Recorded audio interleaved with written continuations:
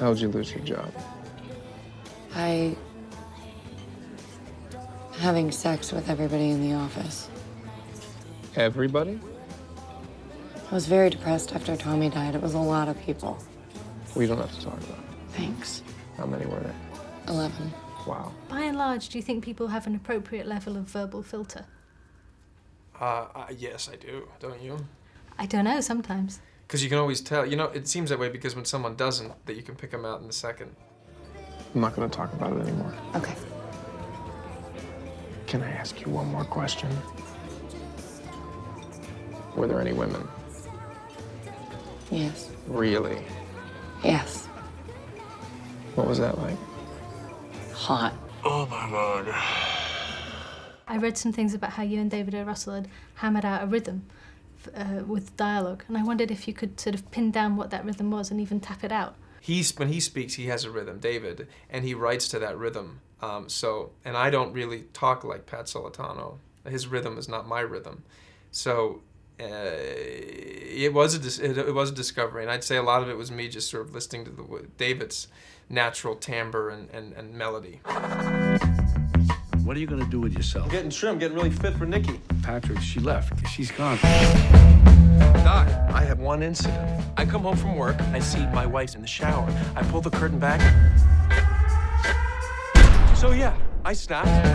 Was any other aspect of Pat based on David? When you write something and then you direct it, everything comes from, you know, it was a very personal story to him and a very personal story to Robert De Niro and me as well. I'm from Philadelphia and grew up in that sort of environment in an Italian and Irish household.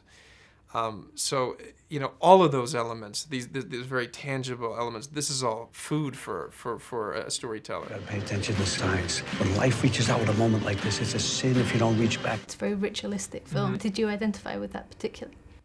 The rituals? Yeah. Oh, yeah. I mean, if you're referring to specifically the sports superstitions and the rituals that go along with that, oh, yeah. And I'm sure that you guys have that here with football. But, oh, man, I mean, you walk into any household on a Sunday afternoon, and I guarantee you there's some sort of superstitious behavior going on to root for their team. It seems strange still that occurs in an age where you can predict everything almost, or you could, you know, not predict everything. I was going to say, I mean? what age are you referring to? Well, then you know. Are you omniscient? Yeah. Oh, There okay. is- Well, then I get it. But you know what I mean? It's weird that humans are still so fallible like that. Superstition, you mean? Yeah. I mean, we have, you know, the what's it called? The horoscope are in every newspaper around the world. So, I don't think we're free from the mysticism of life at all. But you don't read a horoscope, right? I don't, no. But I do tend to ask people their sign, and I don't even really know why, because I don't really know. But and then when they say it, I'm like, oh. Like, what's your sign? Gemini. You're just kidding me, but I don't really know. It's That really means two freaky. different people? Yeah. Yeah. It's like a little dodgy. So you're a little bipolar. Yeah, a little bit. What So about we've you? only seen one side of you so far. Yeah, give me a minute. Okay. What sign are you? Capricorn. What is that? It's like a goat, and he's like that wasn't a good face. What is a goat like? I think there's like maybe it's hardworking, maybe, or like stubborn. I don't know. Yeah. Good cheese.